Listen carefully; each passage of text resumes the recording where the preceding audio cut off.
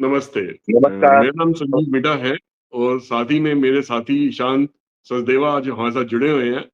आज हम अपना एक नया चैनल जिसका नाम सनातन संवाद है, उसकी शुरुआत कर रहे हैं और आज की उसकी ये पहली वीडियो आपके सामने हम पेश कर रहे हैं। सनातन संवाद का मकसद क्यों था, हमें क्यों ये चैनल शुरू करना पड़ा? हम लोग दुनिया भर के अंदर जो लोगों के रहने के तरीके हैं, खाने-पीने के तरीके हैं, ज़िंदगी को एक जीने का तरीका है, उसके अंदर सस्टेनेबिलिटी प्रॉपर तरीके से हो पा रही नहीं हो पा रही है, उसको लोग एक सस्टेनेबल तरीके से जी रहे हैं नहीं जी रहे, अपनी जिंदगी का अंदाज कैसा उनका होना चाहिए इस मॉडर्न वर्ल्ड के अंदर, तो उसके बारे में इसके अंदर हम मिलकर चर्चा करेंगे। और आज जो हमने टॉपिक सिलेक्ट करा है वो हम लोगों के दिल के बहुत नजदीक है। हर एक इंसान के दिल के नजदीक है, क्योंकि वो हमारे हमारी जीवन शैली के साथ में हमारे खान पान के साथ रिलेटेड है। हम लोगों की खाने पीने की शैली कैसी है, हम किस तरीके का खाना कंज्यूम करते हैं, खाते हैं, और क्या वो सस्टेनेबल लाइफस्टाइल को प्रमोट करता है नहीं करता, इसके ऊपर हम चर्चा करेंगे। और ईशान जी जो है आज हमारे साथ जुड़े हुए हैं, इस चैनल का हिस्सा है। वो एक खुद बहुत बड़े वेंचर कैपिटलिस्ट है और सनातन की दुनिया के अंदर उन्होंने बहुत ज्यादा अध्ययन करा हुआ है। उन्होंने जितने भी हमारे ग्रंथ है उनका भी अध्ययन करा है, और पुराने जितने भी ग्रंथ है उसमें से वो बहुत सारी चीजें का समय समय पर मुझसे डिस्कस भी करते हैं कि पहले लोगों के जीवन के जीने का तरीका इस प्रकार का होता था, उसके कंपैरिजन में आज इस प्रकार का है। जबकि उनकी उम्र बहुत कम है, मगर उनकी सोच इस मामले में बहुत ज्यादा मेच्योर है, बहुत अच्छी सोच है। तो इसी वजह से मैंने उनके साथ मिलकर ये चैनल की शुरुआत करी है, जिसकी आज पहली वीडियो हम आपके सामने लेके आ रहे हैं। वेलकम ईशान जी, आपका बहुत बहुत स्वागत है इस नए प्लेटफॉर्म के ऊपर। और मैं चाहूंगा कि इस आगे की जो चर्चा है इसके बारे में थोड़ी सी रोशनी आप इस पर डालें। नमस्कार सर और आपका बहुत-बहुत धन्यवाद। आपने इतना गर्मजोशी से मेरा इस तरीके से स्वागत किया यूट्यूब की दुनिया में। और बात मैं ये नहीं जानता कि मतलब कितना मैंने करा है, कितना नहीं, लेकिन हाँ, जितना पड़ा है मैं कोशिश यही रहेगी कि इस माध्यम के ज़रिए और मैं और आप मिलके ये अपनी सोच को थोड़ा-सा दूसरों के साथ शेयर कर सकें हम लोग। तो जैसे कि सर आप वेरी वेल नोन एस्ट्रोलॉजर और बहुत मंझे हुए पोएटिक एनालिस्ट हैं। तो आपका सनातन की दुनिया में और आपका दुनिया में एकदम से अचानक से सनातन का एक वेव चालू हुआ है।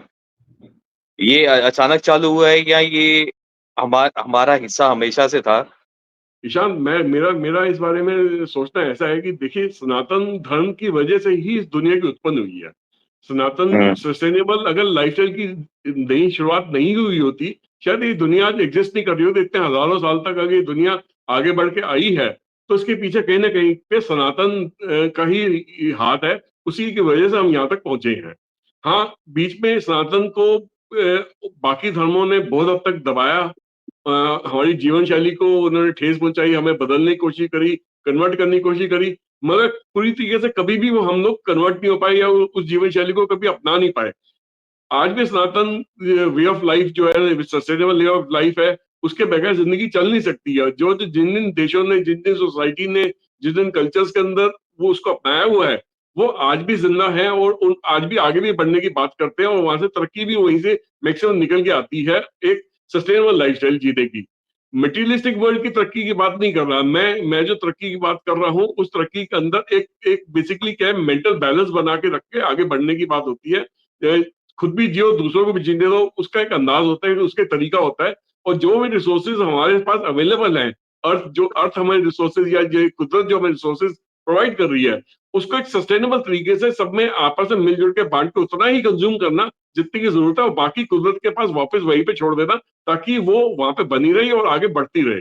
तो वो जो सस्टेनेबल लाइफस्टाइल जीने का जो तरीका था, वो सिर्फ सनातन ही सिखाता था।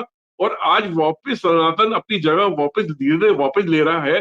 तो जितने भी दूसरी धर्म इसके सामने पिछले कई सौ सालों में पैदा होके आए हैं, वो उन्होंने सस्टेनेबल लिविंग को वो कभी भी जोर नहीं दिया। ना ही उन्होंने सिर्फ मटेरियलिस्टिक चीजों पे जोर दिया, और सिर्फ उस अपने धर्म की प्रति जबरदस्ती लोगों की बात को मनाने के लिए, अपनी तरफ लोगों को जोड़ने के लिए, कन्वर्ट करने के लिए उस तरीके से जोर दिया कि शायद उसकी वजह से उनके अगर धर्म में लोग ज्यादा जुड़ जाएंगे तो उनके धर्म में ज्यादा पैसा आ जाएगा, या धर्म आगे ज्यादा बढ़ जाएगा। हमने कभी भी इस तरीके से नहीं सोचा कि हम लोगों का जो सनातन वे ऑफ लिविंग है, उसके साथ ज़्यादा से ज़्यादा लोग जुड़े या उसको जबरदस्ती किसी को कन्वर्ट करवाया जाए, ये एक मन की भावना है, दिमाग की भावना है, जिसकी वजह से लोग अगर इसका बेनिफिट देखते हैं, तो अपने आप इसके साथ में धीरे जुड़ना शुरू होते हैं, जो कि वर्ल्ड ओवर एक बहुत बड़ा वेव चल रही है। इसमें वापस आने के लिए सनातन वे ऑफ लाइफ में, सस्टेनेबल वे ऑफ लाइफ में वापस जुड़ने की बहुत बड़ी मुहिम चल रही है।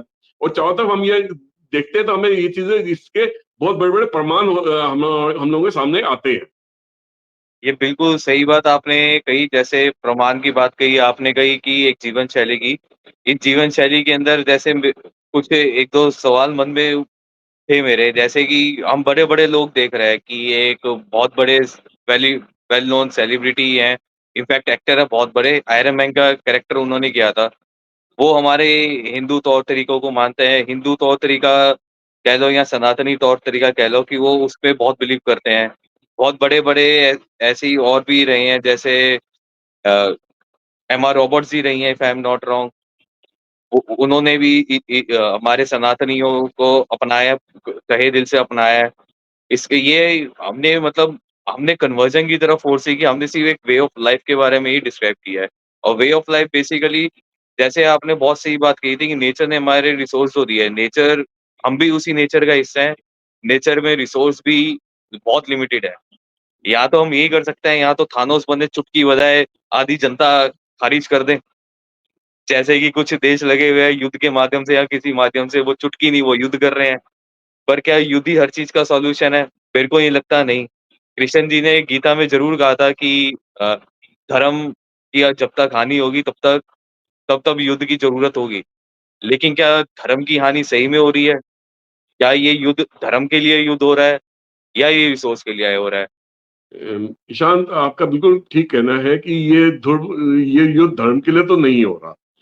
ये युद्ध सिर्फ ये मटेरियलिस्टिक वर्ल्ड को पे कब्जा बनाने के लिए, अपने दूसरे दूसरे दुनिया के जो दूसरी कंट्रीज हैं उसके रिसोर्सेज पे कब्जा पाने के लिए ही हो रहा है कि जिसके पास मैक्सिमम रिसोर्सेज रहेंगे तो वो दुनिया को शायद लीड कर पाएगा, दुनिया को ब्लैकमेल कर पाएगा कि मेरे पास रिसोर्सेज है तो आपको मेरे सामने झुकना पड़ेगा और मेरे को सलाम करना पड़ेगा, मेरे रिसोर्सेज की जो दाम है, कीमत है, वो मेरे हिसाब से आपको देनी पड़ेगी। तो वो बेसिकली वो होता है। सस्टेनेबल वे ऑफ लिविंग के अंदर इस चीज का कोई जगह नहीं है, कोई महत्व नहीं है उसमें। तो ये है कि पूरी दुनिया ही हमारा प्लेटफॉर्म बन जाता है। हम बाउंड्रीज दूसरी कंट्री की क्रॉस करके उसको अपने उस पर दूसरे सामने दूसरी कंट्री पे अपने तौर तरीका थोपने की जरूरत कोशिश नहीं करते हैं, बल्कि हम एक पार्टनरशिप में काम करने की कोशिश करते हैं कि आपके पास कुछ अच्छा है तो आप वो हमें दे दो, हमारे पास कुछ अच्छा है तो आप दे दो, हम मिलजुल के एक दूसरे को संभाल के आगे रिसोर्सेज को ढंग से इस्तेमाल करके आगे चलेंगे। तो युद्ध का जमाना तो नहीं है। मोदी जी ने भी कई बार कई प्लेटफॉर्म पे कह दिया ये युग युद्धों का नहीं है, लड़ाइयों का नहीं है। तो एक दूसरे से पार्टनरशिप करने का, सलाह करने का, एक दूसरे के प्रति सहानुभूति रखने का, एक दूसरे के प्रति एक ऐसा वातावरण बनाना कि हम पार्टनरशिप में एक दूसरे से मिलकर काम कर सके। तो आपका बिल्कुल कहना बिल्कुल ठीक है कि ये जमाना युद्ध का नहीं है, बल्कि सस्टेनेबल लिविंग लिविंग पे जितना जोर डालेंगे उतना हम अपनी आने वाली जनरेशन को आगे ले जाने के लिए मदद करेंगे कि उनके लिए हम क्या छोड़ के जा रहे हैं। ये हम हमारे दिमाग में मकसद सवाल तो हमेशा उठना चाहिए ना ईशान जी, कि हम अगर सस्टेनेबल लिविंग का तरीका नहीं अपनाएंगे तो आने वाली 2 या 3 जनरेशन के बाद क्या रिसोर्सेज उतने ही रह जाएंगे इस पृथ्वी पे? मेरे ख्याल से नहीं रह जाएंगे। तो उनके लिए हम क्या छोड़ के जा रहे हैं, उनको क्या दे के जा रहे हैं? क्या ये सवाल हम लोगों के सबके दिमाग में उठना नहीं चाहिए क्या? बिल्कुल सही कहा सर, और शायद यही वजह है कि ये जो हमारी सामाजिक संस्थाएँ, जो जितनी भी हमारी जैसे WWF होगी, जो कंट्रीज़ को मिला के हमारी एक संयुक्त राष्ट्र की संस्थाएँ बनी हुई है, सामाजिक से भी ऊपर, या इस तरीके की दूसरी वेलफेयर ऑर्गनाइज़ेशन जो होगी ग्लोबली, उन्होंने इस चीज़ के ऊपर थोड़ा ध्यान भी दिया और इस चीज़ पे वर्क भी हुआ। शायद यही वजह है कि WWF ने वो एक रिपोर्ट दायर करी, पॉल्यूशन को कार्बन फुटप्रिंट से हम मेज़र कर रहे हैं, तो हमने खाने-पीने से भी रिलेट किया है इसमें। तो आपको क्या लगता है कि ये WWF के रिपोर्ट के मापदंड क्या रहे होंगे, और ऐसी क्या वजह थी कि हमारा हिंदुस्तान ही टॉप पे रहा? और वो रिपोर्ट पे थोड़ा गौर किया जाए, तो हिंदुस्तान के अलावा जितने भी देश दूसरों की वो रिपोर्ट दी गई थी, जो थोड़े बड़े देश भी थे जिसमें शामिल ऑस्ट्रेलिया, ईरान, सऊदी अरेबिया, उन सबका कार्बन फुटप्रिंट पॉजिटिव आ रहा था। कार्बन फुटप्रिंट को मैं एक अलग तरीके से समझाने की कोशिश करूंगा हमारे दर्शकों को कि ये एक्चुअल में इफेक्ट कैसे करता है। देखिए, कोई भी सामान अगर एक जगह बनता है, उसको ट्रांसपोर्ट के जरिए या जरिए दूसरे शहर में पहुंचाया जाता है या दो दूर दूर दराज जगहों पर पहुंचाया जाता है, तो उसमें जो ट्रांसपोर्ट के करने के लिए उसमें जो फॉसिल फ्यूल का इस्तेमाल होता है, पेट्रोल डीजल का, उसकी वजह से कार्बन फुटप्रिंट इस्तेमाल होता है। या हुँ, जो जमीन हम इस्तेमाल कर रहे हैं उस पे हमने पानी की कंजम्पशन कितनी करी, जरूरत से ज्यादा पानी की कंजम्पशन करी, तो उस पानी को जमीन से निकालने के लिए या उसको पैदा करने के लिए जो डीजल जेनसेट्स का इस्तेमाल होता है, उससे भी कार्बन फुटप्रिंट पैदा होता है।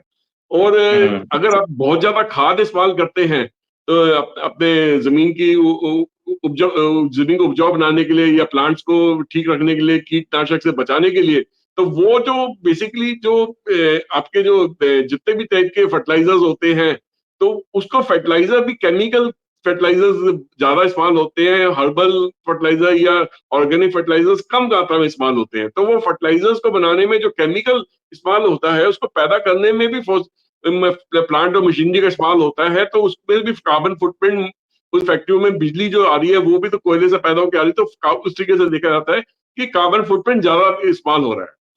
जो इंडिया की वे ऑफ लिविंग है, जो यहाँ पे खान पान करने का जो तरीका है, उसमें ये पाया गया है, जो WWF की जो रिपोर्ट निकली है उसके मुताबिक, कि हमारा जो है, जो खाना पीना है, वो बड़ा लो फुट कार्बन फुटप्रिंट पैदा होता है उसपे।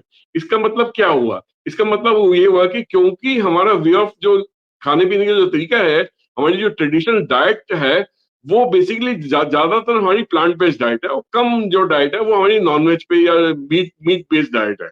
और ये जो बेसिकली जो हमारी जो प्लांट बेस्ड डाइट है, उसके लिए बहुत ज्यादा ट्रैवल करके हमारे ट्रकों में या ऐसे हिस्सों में सामान एक शहर से दूसरे शहर नहीं जाता। वो बेसिकली कहीं ना कहीं पे हमारे शहर और गांव के आसपास के खेतों में ही उसकी पैदावार होती है। वो थोड़ा बहुत ट्रांसपोर्ट उसमें लगता है, उसकी वजह से शहर के अंदर सामान आ जाता है और हम उसको इस्तेमाल में ले लेते हैं। और वेस्टर्न कंट्रीज के खाने पीने की आदतें ऐसी बनी रही, तो 2050 के बाद शायद हो सकता है सिर्फ एक पृथ्वी उनके लिए काफी नहीं रहेगा। पूरे एक पृथ्वी की रिसोर्सेज जो है उनके लिए काफी नहीं रहेगी उतनी पैदावार को बनाए रखने के लिए। कंपैरिजन में अगर इंडिया का देखा जाए, तो इंडिया का 0.6 अर्थ की सिर्फ इस्तेमाल कर रहा है अपनी पूरे कंट्री के 130 करोड़ लोगों को खिलाने के लिए, उनको उनका पेट भरने के लिए जो पैदावार हो रही है, वो इंडिया में सिर्फ 0.6 अर्थ में इस्तेमाल हो रहा है। और ऑस्ट्रेलिया, यूएसए, कनाडा सबकी और यूरोप की सबकी पॉपुलेशन मिला ले तो शायद इंडिया से कम बैठेगी।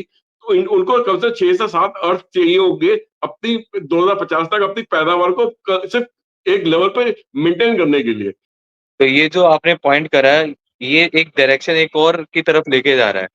कहीं न कहीं हमें नेचर के साथ मिलके ही रहना चाहिए, ये पॉइंट पे आ रहा है। तो ये कंक्रीट के जो जंगल बन रहे हैं, क्योंकि ये जितने भी हमने देशों के नाम लिए हैं, इसके अंदर एक चीज़ बहुत कॉमन है कि ग्रामीण एरिया और ये कंक्रीट जंगल जहाँ पे जो आबादी एरिया है, ये टोटली एक-दूसरे से कोसों दूर है। और इतने दूर है कि इनका मेल भी कहीं-कहीं मतलब कहीं 100 किलोमीटरों से भी ज़्यादा है। शायद यही वजह है कि उनका पेट्रोल कंज़म्पशन पूरा 1 किलो मीट के लिए भी एक अपने आप एक इकोसिस्टम बना हुआ है, जो वो इकोसिस्टम है कार्बन पॉज़िटिव का। मतलब कार्बन पॉज़िटिव होना मतलब एनवायरनमेंट को बहुत चोट पहुँचाने वाला। बिल्कुल ठीक कहा आपने। सिर्फ कार्बन फुटप्रिंट बढ़ने की वजह से नहीं है, और भी कई बेनिफिट्स हैं जो इंडिया की जो ईटिंग हैबिट्स है या यहाँ पे जो कल्टीवेशन की हैबिट्स है, उसमें कुछ और बेनिफिट्स भी हैं कि क्योंकि हमारी प्लांट बेस्ड डाइट है, तो इसलिए क्या होता है कि एनवायरनमेंट के अंदर एक वाटर कंजर्वेशन का लेवल हमेशा से मेंटेन रहता है। वो वाटर लेवल जो बहुत तेजी से ड्रॉप नहीं होता जमीने पानी से, और जैसे ही मानसून आता है, जो भी डिप्लीशन होती है वाटर लेवल की, वो वहीं से उसकी पूर्ति हो जाती है, वो वाटर लेवल वापस से मेंटेन होना शुरू हो जाता है। मगर वहीं पे अगर देखें, तो अगर जहाँ पे एनिमल बेस्ड डाइट ज्यादा है, वहां पे पानी इतना ज्यादा इस्तेमाल होता है कि वाटर लेवल नीचे गिरता ही चला जाता है। वो बहुत बहुत मुश्किल से उसको वापस उसको वाटर टेबल को मेंटेन कर पाते हैं।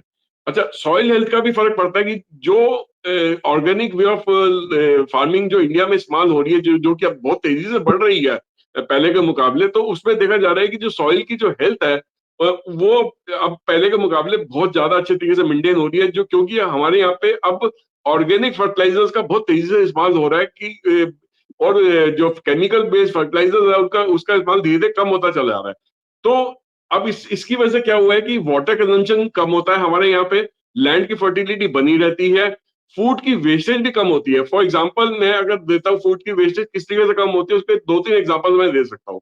कि जैसे आप फूल गोभी खाते हैं, बहुत चाव से खाते हैं, तो फूल गोभी में जो फूल होता है, उसको अलग से इस्तेमाल करा जाता है। उसका जो डंठल नीचे पीछे का होता है, उसको भी इस्तेमाल करा जाता है, उसको भी खाने-पीने के तरीके हैं। लोग उसको उसको डायरेक्टली एज़ अ सैलेड में भी इस्तेमाल करते हैं, उसको फूड के कुक करके भी इस्तेमाल करते हैं और यहाँ तक कि उसका अचार भी डालते हैं।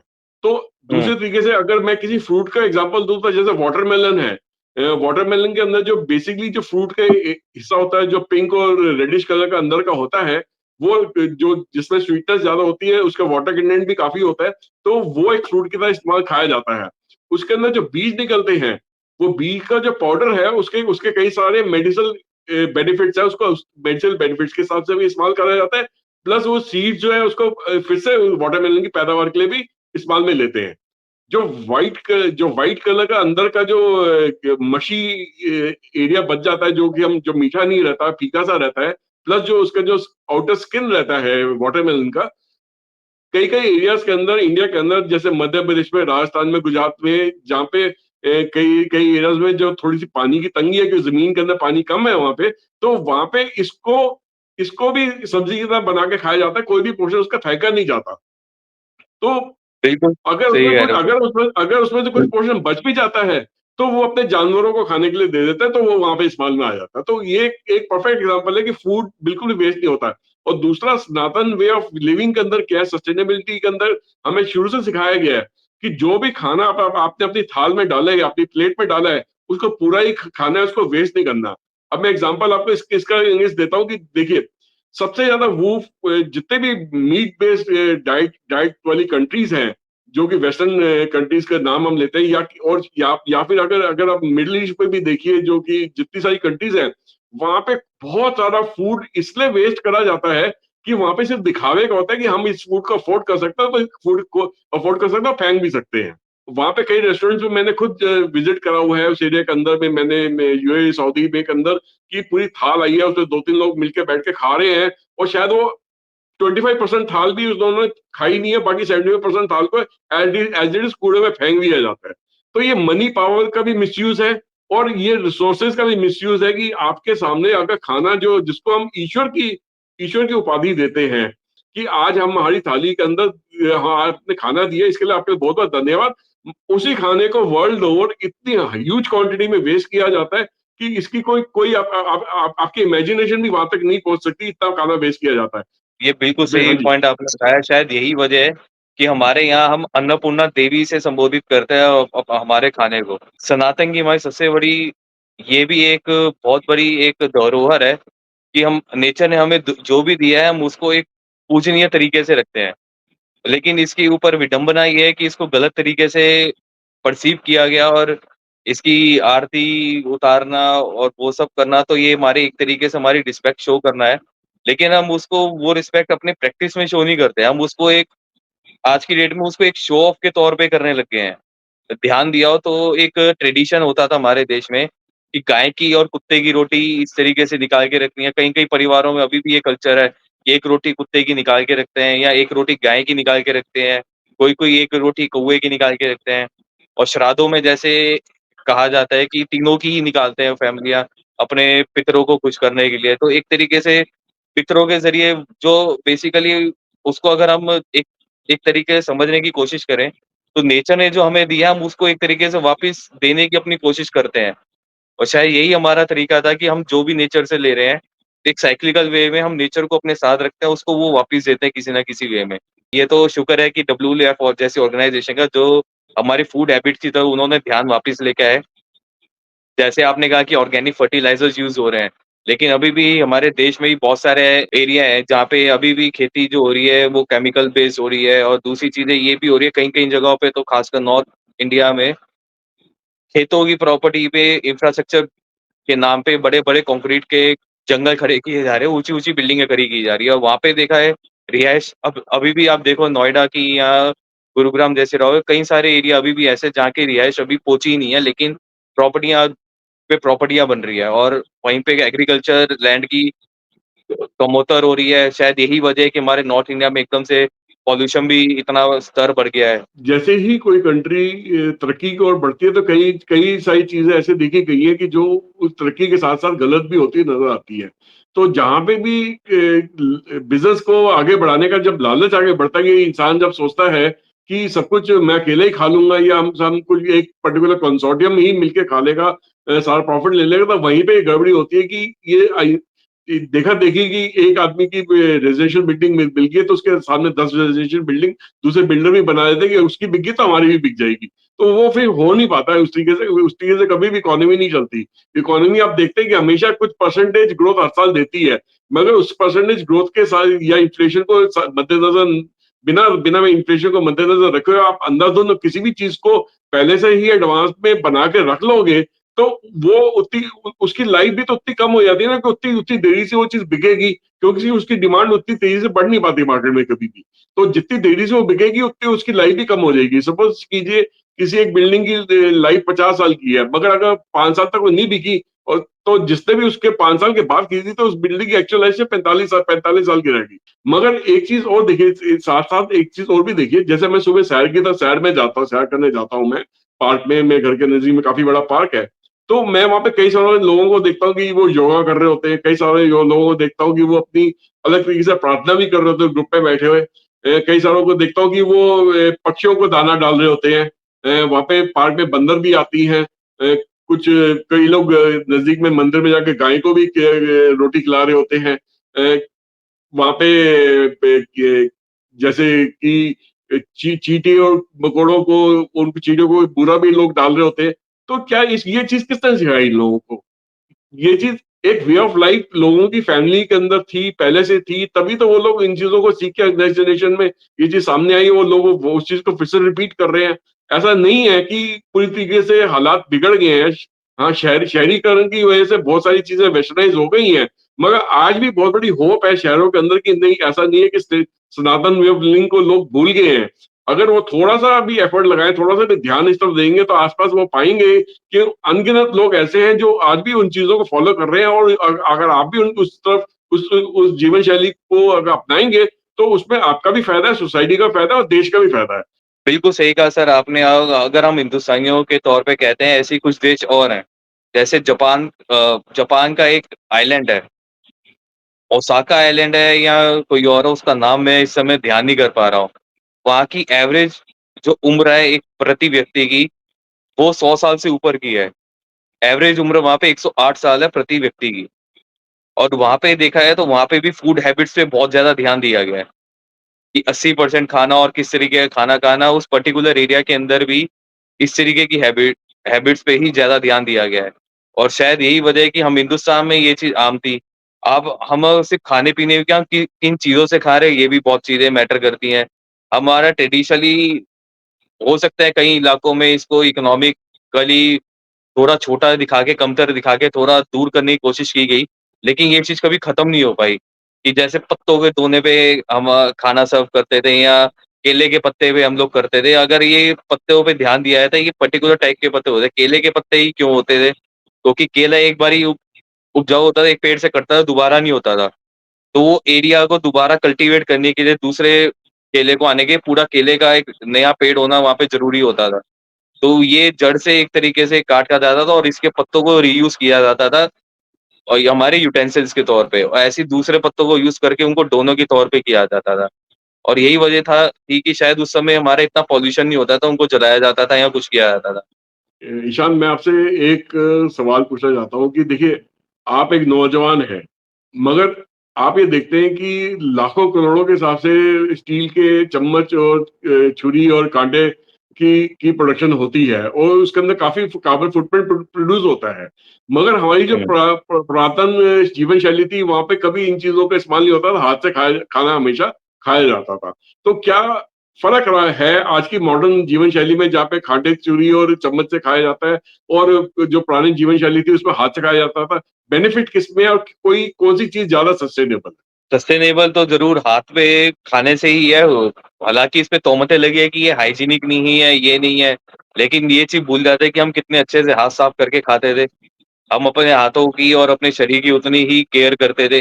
वैसे में भी कुछ चीज़ें अच्छी थी, हाइजीन लेवल पे अगर हम बात करें तो ये चीज़ें अच्छी थी। लेकिन वहाँ पे देखा जाए कि हाइजीन के नाम पे हमने जो एक्टिविटीज़ पकड़ी, अगर वो एक्चुअली इतनी अच्छी थी, तो वहाँ पे कार्बन फुटप्रिंट्स इतना पॉज़िटिव क्यों है कि वो इतना ज़्यादा इम्पैक्ट कर रहा है कि 9-9 डिग्री तक अर्थ के टेम्परेचर को इम्पैक्ट कर रहा है। जो भी नई आदत हम डालते हैं, हमें उसके बारे में एक सवाल ज़रूर पूछना चाहिए कि आदत हम क्यों डाल रहे हैं, इसके पीछे की वजह क्या है?